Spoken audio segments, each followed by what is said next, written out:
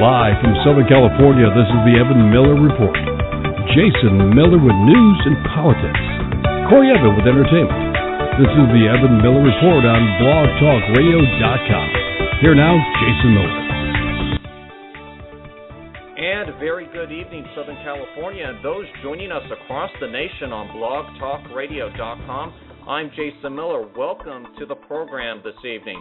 Well, we're going to start this broadcast off tonight with a story out of New York this evening.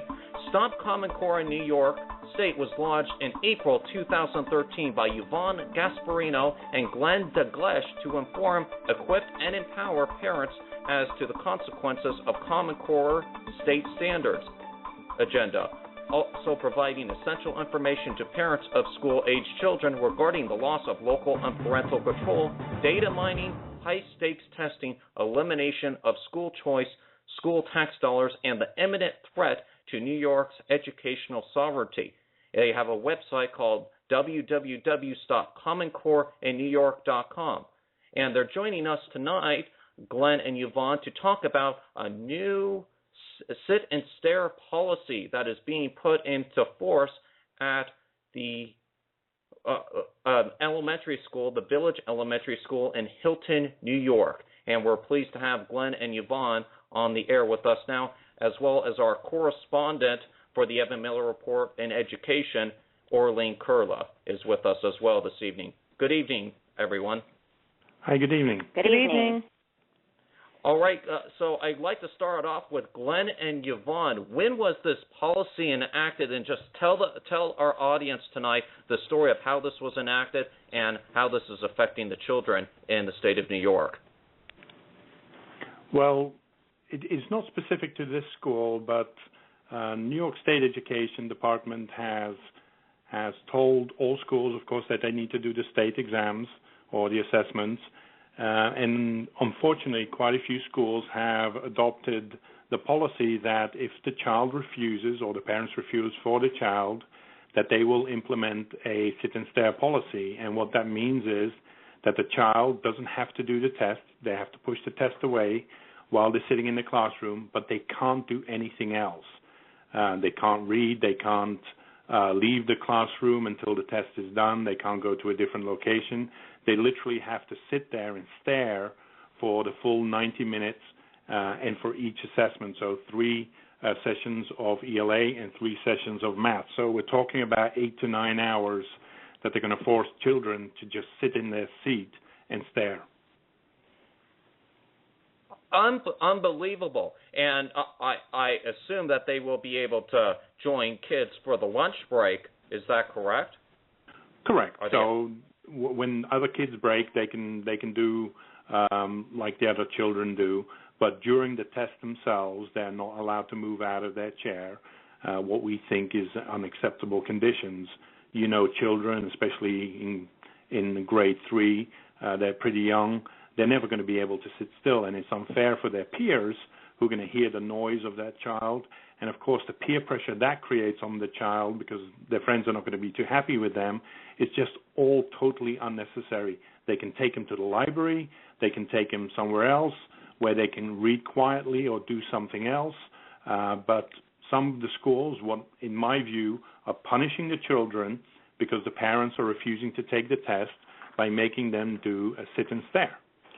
I just want to throw in, with regards to New York State, we have over probably 770 school districts statewide. And right now we have about 228 school districts on a spreadsheet where there's 47.8% where the child can go to an alternate room.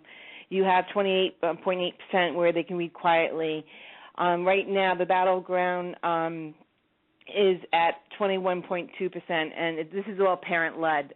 The whole entire movement of the sit and stare is parent-led, coming down on the school districts, making sure that their children do have some type of alternative instead of just sit and stare.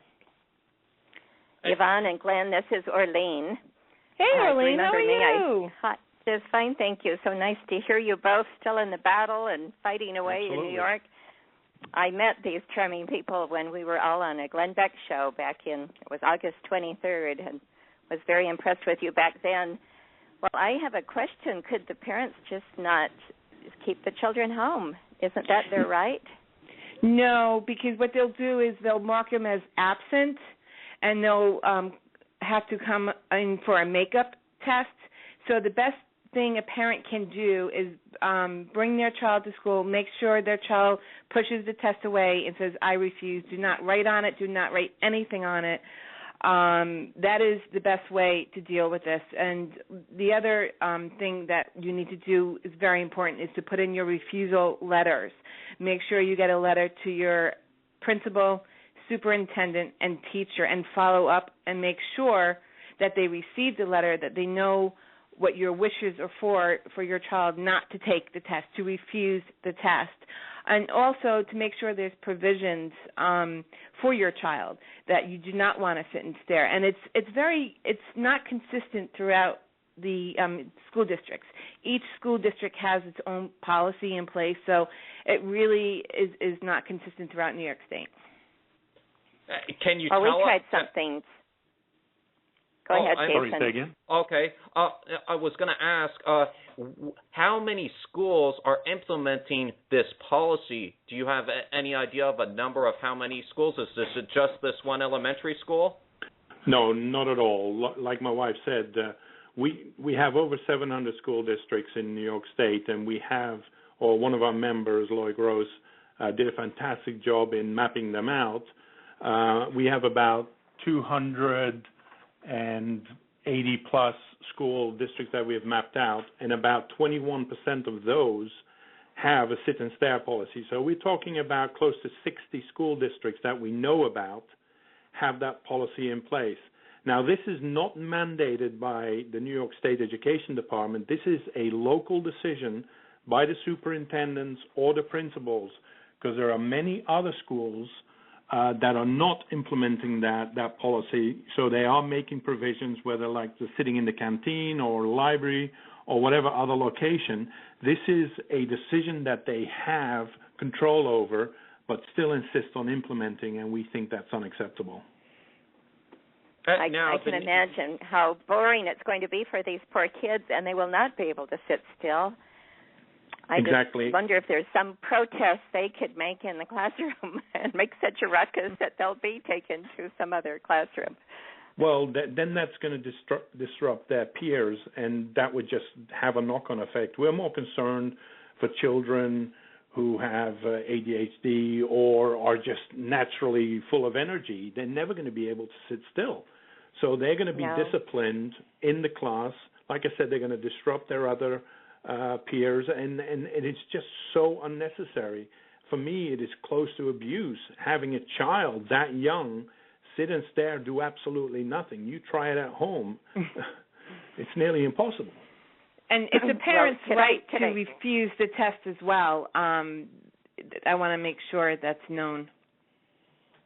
Well, we tried something similar here in California 20 years ago. We had our first experience with an assessment test that was exactly what I think these tests are. It was testing the children's attitude, belief system, and the parents just rebelled. They kept all of their children home, and it was happening in so many districts across the state that the school district stopped giving the test. They also were disgusted with it because they found out how few of the tests were actually graded, and what a big effort was being put forth when so few could be graded because it was all essay.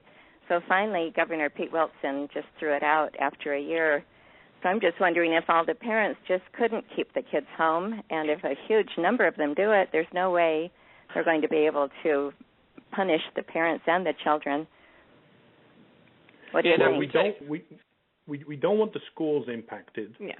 So if you refuse, it doesn't count against the school, against the AYP or against the APPR of the teachers. So if you opt out in New York, it's a word game. So if you opt out, it does count against it. If you refuse, it doesn't count against it. So we don't want to hurt the school. So that's why we're putting the refuse mantra on it, and that seems to be then coded at 999, what means it doesn't impact those scores.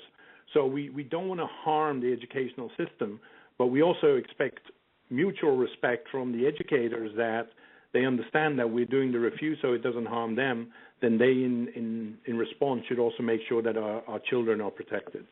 You know, the other point is that these tests these children take, the ELA and the math, the results don't come back until several months later.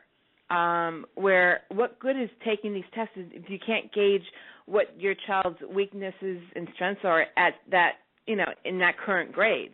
They've already been promoted to the next grade. How effective is that as a teaching tool? You have to ask yourself. Yes, you're right. Well, here in California, we're not even grading them at all this year. This is their trial run, the first time that these assessments are being given. So you wonder the huge expense. It's costing $1.2 billion, and we're not even getting any results back at all. But there is enormous data being collected on the kids whenever they take these tests. So I think that's part of the game. They want this data, and if the kids refuse, the parents refuse to allow them to take it, then the school is not getting their data, and then they're really upset. Yeah. If you just look at the impact on the kids, when NCLB was put in place in 2002, it was an hour and a half for math, hour and a half for ELA. Now we're talking about 3 to 4 times that amount for the children, and if it's a special education child, that could be time and a half to double that amount for tests. The school year has turned into a prep, so they're preparing for the tests, and a lot of the other subjects are suffering through it. So the arts, science, history are suffering because they are now turned into prep for these tests, and these tests are so long that people compare it to taking the bar exam is not as long, and we're putting 6-7-year-old children through 8-9-year-old children through it. It's ridiculous. It is ridiculous. It is, and I was watching a clip from one of our affiliates in New York, WPIX, this afternoon, and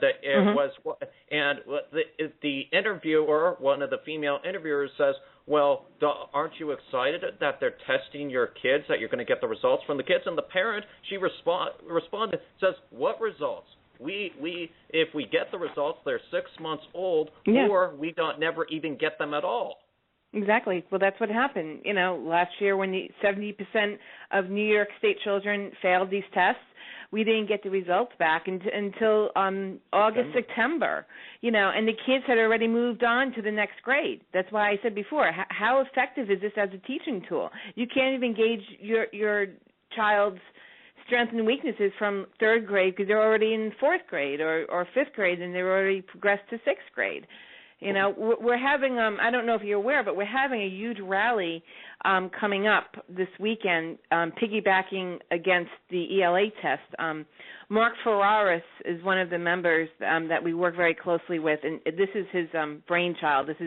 He took the lead in this, and he said, let's do a rally for the kids and for the parents, so they understand that it's okay to refuse these tests. And so we have a rally coming up in Comstock High School, and I'm sure, Arlene, that you remember Dr. Joe Rella. He's been dubbed America's... Yes, definitely. Yes.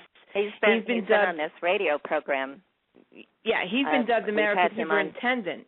So he's co-hosting it along with Mark Ferraris, and we have several speakers. And the premise of the I Refuse rally is to let it be known that these tests can be refused, that it is okay, and also to continue on with the Common Core State Standards awareness and certain legislation within New York. So. And even for the teachers don't even see the tests anymore. Yeah. So it links to their APPR, and you would think the teachers would get the test back so they can see where their pupils need to adjust, where they need to focus on.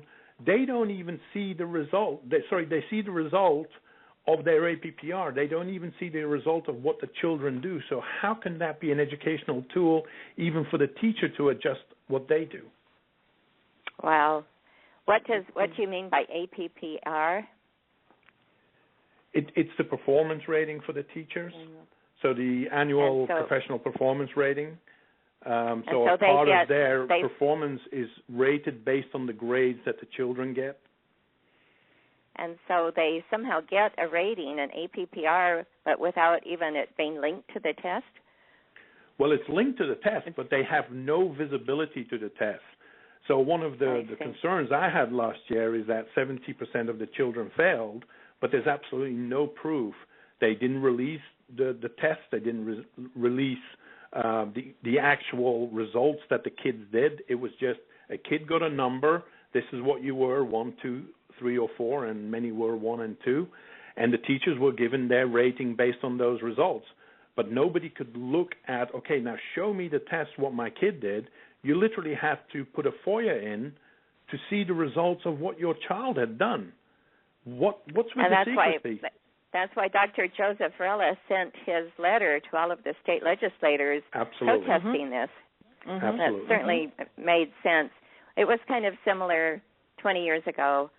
They would only grade 3 tests out of every school district and then grade the school district according to those 3 tests, and how unfair that was.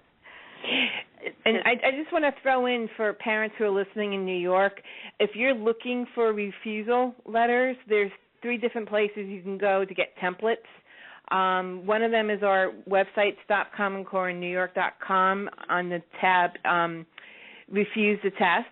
NYSAP, nysap.org is another great website. They're fantastic. They have everything laid out. And also United Opt-out New York. So those 3 places you can actually download templates, refusal letters, and you submit them to your principal, your superintendent, and your teacher. And if the New York parents haven't done so yet, I would strongly urge them to do it now, tomorrow, even Monday is not too late. And there's several different templates that they can just print and download from those 3 different websites I just mentioned regarding refusal letters, so your child does not have to take these unnecessary tests for ELA, which is April 1st, 2nd, and 3rd. And then you have the math test, which is April 30th, May 1st, and May 2nd. Now, on these tests, we have a situation here in California with one of the school districts here that they are not accepting an opt-out form from the California-based Pacific Justice Institute, and they are saying that if you want to opt out of these tests, you have to opt out of all these tests one at a time. Are you facing a similar situation that you have to opt out of every single test? Because I watched that Pix Morning News interview. There's about 4 or 5 different kinds of tests. So parents are going to have to fill out 5 forms to do this? Well, the letter will state whether they're SLOs, benchmark tests, field testing, the ELA testing, and math. If you read the templates, there's certain templates where they have all the tests within the same letter. But I would put a refusal letter for ELA and for math just to cover both bases, again, to your principal, your superintendent, and your teacher. So one letter will do it for both tests. That would make sense. Yes, that's right. Sorry about that. Yes. We're finding that superintendents here are just pulling their hair trying to figure out how to make it mandatory for parents to allow their children to take these tests, and they can't do it because we have ed codes in California granting parents permission to pull their children out of assessments or any tests they want. So it's really going to be an interesting battle coming up, isn't it? Yeah, and unfortunately they're turning it into a battle. If we take the example of the Village Elementary in Hilton, we respectfully reached out to them and say, please make provisions for the children to go to that they don't have to go through the sit and stare. And they just flat out deny that request or will not even entertain it. And that's unfortunately where we have to draw the battle lines and then start pushing. Now, our members have been fantastic in reaching out to schools. NYSAP has been fantastic reaching out to schools.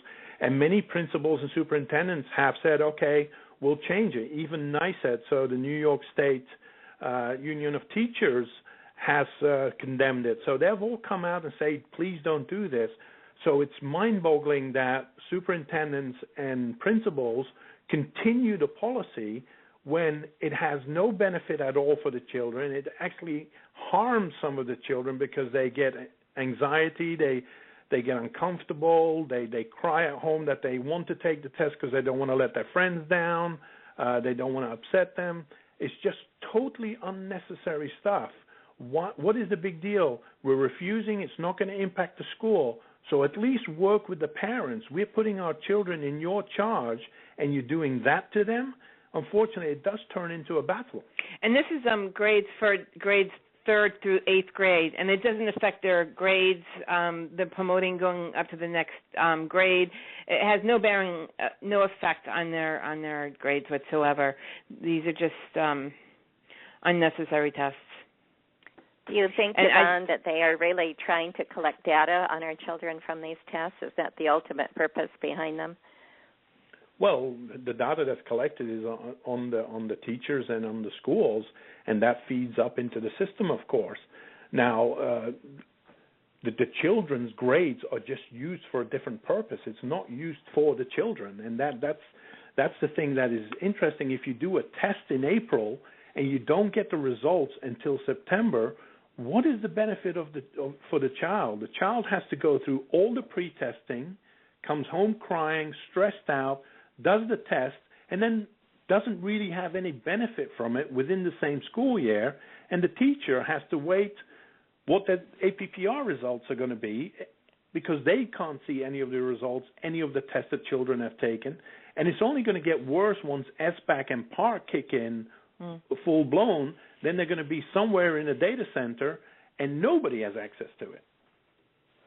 I remember Dr. Joseph Rella felt that their conniving and scheme behind the scenes on all of this was the first year will bring the scores down from the clear 30 to 40% lower, and then next year when Common Core has been more fully implemented, we'll show how well it is working, and so we'll manipulate the grades and bring them up closer, higher. Do you think that's what's going on? Of course. Isn't it interesting that somebody who has the control on your success or your failure, they can turn down the success or turn up the failure by saying they predicted months in advance that it was going to be 30% of children passing, 70% failure, and they hit it right on the head. But nobody can see the data. Nobody can see the test. It's a little too much of a, people say conspiracy, it's too much of a control in one group's hands that say, hey, you now failed. Next year is going to be better because I'm going to turn up the volume. I'm going to dictate what the tests are going to be, and you cannot see. So the accountability is just not there. And we're going to move the goalposts too. Now, have you took this issue with this new sit and stare program up to the New York State regents? Because the regents over in New York, I can't believe how much power these regents actually have. That is a problem, absolutely. And NYSET is very good at saying, hey, has nothing to do with us. It's saying with all the tests, hey, the states are not mandating more tests. It's the local districts that are doing this, but they do force the local districts to come up with AYPs, APPRs. So testing just goes up exponentially, but they wash their hands. And that's been one of the problems with the regents and the commissioner, is that they pretend that they have no influence on this, that is not their fault, literally throwing their superintendents under the bus, but many superintendents still stick with them. And it's pretty shocking that they allow this to happen. If my boss threw me under the bus every time, I would go, you know what? I'm going to organize the gym or that kids can come and sit, and I'm going to encourage them not to take the test. Wow, this is so amazing, isn't it? This sounds like we're in some strange never land. Never did we think this would ever happen with our schools. No. And you're right. The regents just have too much power. We're one of the few states that has regents in place, and they went on this tour. Parents came out, educators came out, health professionals came out, and said, Common Core is hurting our children. Please halt it. Let's review it. Let's stop it. Let's throw it out. But they said, we hear you, but we disagree with you. When thousands of people come out and talk about this, at least have the decency to say, maybe there is something about this that we need to look at. Maybe we should look at it because actually children are hurting themselves physically, pushing pencils into their skins because they're freaking out, especially our special education children were just thrown to the curb. They have to take the same exams. They have to take the same lessons. No provisions have been made for them. So the learning gap for them is not only getting bigger, but much harder. Their anxieties are going up. And health professionals like Mary Calamia are telling us that business is booming, and she hates it. Wow. And we'd like to invite people from the state of New York who have been affected by this to call in this evening. If you want to call in, tell your story of what is happening with the Sit and Stare program and your stories about the horrors of your kids coming home with this homework, Common Core homework, give us a call, 347-996-3405. That's 347-996-3405. You can also comment on Facebook.com/The Evan Miller Report. You can also comment on our Twitter page. That's at EM Radio Report. Love your opinions on this and your comments and your stories on this. Quite unbelievable on this. And Orlean, really, state of New York, it's the big highlight right now. National media covered this for the first time yesterday. The Today Show finally covered this yesterday. And on top of it, got this story off the Missouri Torch this morning about a teacher being bullied because she opposes Common Core. We're going to be posting this story up on our Facebook page as well today. But I'll read a little general about this. Is when you think about bullying in public schools, it's generally in the context of a bigger kid picking on a smaller kid. According to Susan Kimball, a kindergarten teacher of 20-plus years in Sixgren Public School District, its administrators and fellow teachers bullying and intimidating her because she opposes Common Core. At yesterday's Senate Education Committee hearing, Kimball testified she had suffered from bullying and intimidation since she began speaking out about the controversial standards. She says, I quote, I have been strongly discouraged from saying anything negative about Common Core by my administration and some school board members, Kimball said, her voice shaking. She further described different instances where she and others were warned about speaking out. I quote, in a professional development meeting in service in November and at our facility meeting in January, we were told in my building, and I quote, be careful about what you post on Facebook or talk about in the public regarding Common Core. Don't say anything negative. It could affect your job, end of quote.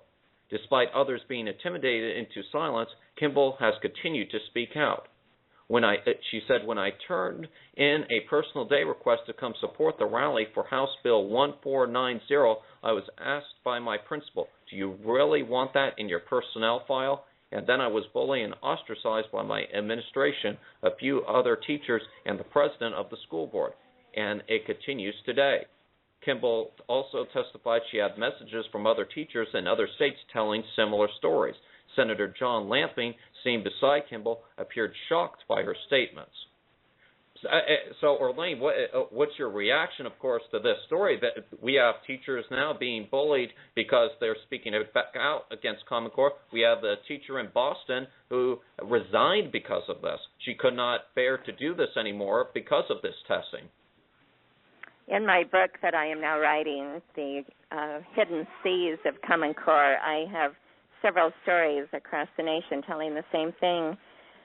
Several teachers are many teachers are resigning because they can't take the bullying, and they can't take the fact that it's like a gag order is put on them, that they're not supposed to talk about this anymore, and there's too much spirit of liberty inside them, and they would rather give in and just resign than give up their rights. And So this is happening, and I'm so sorry to hear this. This is just incredible, because I'm sure all of these teachers are very dedicated, wonderful, strong, forward, courageous teachers, and to have them no longer part of our school system, it is really sad. Are you seeing some of that in New York as well, Yvonne and Glenn? Absolutely. Our teachers are in a very bad situation. Many are trying to make the best of it by trying to protect our children as much as they can, but they are restrained by the Common Core requirements and what they need to do, and they have a livelihood too. They need to get the job done. They have to provide for their family, so they've been put into a really bad situation. I hear of very few teachers who abuse that, or so we hear silly things like pizza parties are being thrown, but the children who don't participate in the test can't participate. Those are very few and in between. And the wonderful teachers in New York State are just bracing themselves for what's coming, and the parents are standing shoulder to shoulder with them to try and get this out of New York State. We need to stop this, because it's harming our children, but it's also harming the wonderful people who we put our children in care every day. That's so true. Well, I am really sorry, but I have a big meeting coming on tonight, and I have to get ready for it, and I wish I could stay longer on the air with you. But a pleasure to talk to both you, Yvonne and Glenn, and thank you, Jason and Corey, for having me part of this program again, and good luck with all your efforts in New York. We're rooting for you and praying for you, and we hope something can happen and this can all come to a stop. All right. Thank you Bye-bye. very much, Orlene. All right, that's Orlene Curl, everyone. Californians United Against Common Core, also an Evan Miller correspondent. Glenn is still with me. Yvonne had to run. But, Glenn, in closing with you, what is the message you'd like to send to our listeners who are listening nationwide about this Common Core? Because there might be frustrated parents out there who are frustrated about this and may not know what to do. All we say is, get involved with your child's education. Look what's coming home every day. Get involved with the Board of Educations. Get involved with your schools. See what your children are bringing home. See what our educational system is turning into in the nation. Common Core is in 45 states. Many states are already putting legislation or have legislation pending to or remove it, halt it, or change it. Something is really wrong. Don't believe me. Just do your research. Just go and talk to some parents. There's enough real factual evidence there that Common Core is hurting our children, that it's having a negative impact. Common Core has been in some schools for 3 years. I haven't heard a single success story in those 3 years. Something is wrong about that. Why can we not just halt it? Why has this been slid in during the night? Why are parents finding out about it this year when it's been in for a couple of years? Something is just not right. And I tell parents, just don't believe us. Just do some research. There's a lot of facts.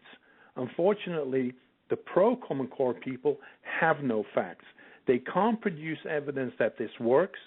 They just say higher standards, more rigorous. That's just rhetoric. Everything is research-based, not fact-based. So telling me this is going to be wonderful, this is higher, it's not an inch deep, it's a mile deep, all that rhetoric means nothing if you cannot prove it. Since when have 45 states agreed on something within 2 months? Since when have states signed on to something that wasn't even finished when they signed up to it? Something is not right.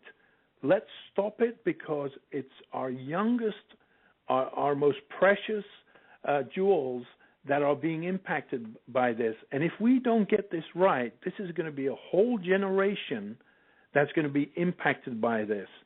Take a pause. Let's look at this. Let's fix it, or let's scrap it. I personally think it is just so toxic it can't be fixed. We need to scrap it. But why push it when you can't produce a single piece of evidence that this works. Why has this not been field tested? There's a lot of whys, and all you hear is the same thing. It's international Denmark. It's college and career ready. Oh, yeah, 2-year college career ready. Is that what we want for our kids, just 2-year college? There's so many questions that we need to ask. We want parents to ask those questions too. What is my child going to be successful? Can they achieve what they want to achieve in their life, or are they going to be forced down a path that they have very limited choices? So get involved with your child's education. Get involved with the schools. Get involved with the Board of Education. Wow, Glenn. Well said. And again, if you can tell our listeners who may be just listening in now on this, if they are in the New York area and they want to come to that rally on Saturday where Dr. Joseph Varela is going to be, great man Dr. Joseph Varela is, tell people where they can go to get more information to come to that event. The rally's on Long Island in the Comstock High School. It's going to be held on the football field, and if it rains, we're going to take it into the auditorium, and we have seating for up to 1,500 people. It's in Port Jefferson Station in New York. You can find information about it on our website, stopcommoncoreinNewYork.com. It's on the front page. Just click on the link of the I Refuse, and all the information is available there. You can go to Facebook. There is a Facebook site. Just type in I Refuse, and you'll get there. It's called the Great American Opt-out on Facebook. So there's a lot of information available. We welcome everybody. It's just an opportunity to talk to people. There's going to be educators. There's going to be legislators. There are going to be people who have been doing this for years. There's newbies. There's a lot of people that can talk about it. We want to make sure that parents know that they have the option. They are in control of this. The teachers or the principals or the superintendents who tell them this is going to hurt schools or is going to hurt their children, it is not true, and they can come and talk to us. The refuse letters are on our website too, and like my wife said, on niceup.org, they have some fantastic information there, and on unitedoptite.com. Wonderful, and I've provided all those links to all those websites on our Facebook page, facebook.com/The Evan Miller Report. And we should state, we did try to contact Principal Tracy Senstable at the Village Elementary School in Hilton, New York, one of the first schools to put this sit and stare policy in place. And she has not returned our calls for an interview to come on our program to talk about this tonight. We would have loved the principal to call in. We would have given her plenty of time to defend her case why this new policy needs to be done. Yeah, and she's probably under instructions from her superintendent, Mr. Dimbleby, but the discretion lies with them. They can stop this happening. Like I said, it doesn't have to be complicated. Just take them to the library or the cafeteria and let them bring a book. Take the stress away from the children. It's just so unnecessary. And I welcome the principal to contact us to talk about it. They are not unique within the state, unfortunately, but we again respectfully ask her to reconsider if she might be listening, or the superintendent. This is not necessary. Please, please, please let these children go to somewhere else and not go through this. I couldn't agree more with you, Glenn, on this. I couldn't imagine a kid sitting in a room for 8 hours and doing nothing but have his or her hands standing on the desk. And it's going to be a situation where it's going to be spread over several days, that the first day, if that child does make a noise, their peers are going to start harassing them and maybe even bullying them. So they're going to fear going to the next test because it's split across 3 days for the ELA and 3 days for math. It's just crazy. It is. This goes into our in what we call here at the Evan Miller Report, the Idiot of the Year file. Whoever came up with this idea is an idiot for coming up with abuse. this. Yeah, it is. It's very much so a form of child abuse, and I can't believe that the New York State Child Services is allowing the school to do this. I can't believe it. Well, actually, there's a Dignity for All Students Act that is there to protect against harassment and bullying, and that's defined as the creation of a hostile environment that would interfere with a student's mental or emotional well-being. For me, that falls under that. So parents should also put a DASA complaint in because they are not creating a safe environment for our children. Their emotional well-being is being impacted. I sense, Glenn, in the future here, you're going to have some kids who may pass out or to emotional stress in the classroom. I sense a lawsuit coming on this. Last year, we had kids who threw up. We had kids who wet themselves. We had kids that got so involved that they hyperventilated, that they passed out. So this is not a trivial issue. This is not. We've heard people say, oh, they're just chickening out, it's too hard. That is not the case. The refusal is about a school year turning into a test year, the test being extremely long, and it has no value for the children. That's what we're fighting. We're not fighting that children should take assessments because we believe in assessments, but this is just so excessive, has no value. It is all secrecy, and that's what we're fighting. And the parents are taking that step. The children should not suffer because of a parent's decision. Wow. This is just unbelievable to me. Glen Dalgleish, thank you so much for taking the time to call in this evening. That's Glen Dalgleish from the state of New York calling in on the very tragic situation over in New York. Kids being forced to sit and stare in the classroom for 8 hours because their parents, using their parental right to tell the school district that they don't want their kids taking the Common Core test. The school is now taking revenge on kids in up to 60 schools as far as we know so far. That's right. That we know of, and forcing the kids to sit and punish them for what their parents are making the decision, which they should be in the first place.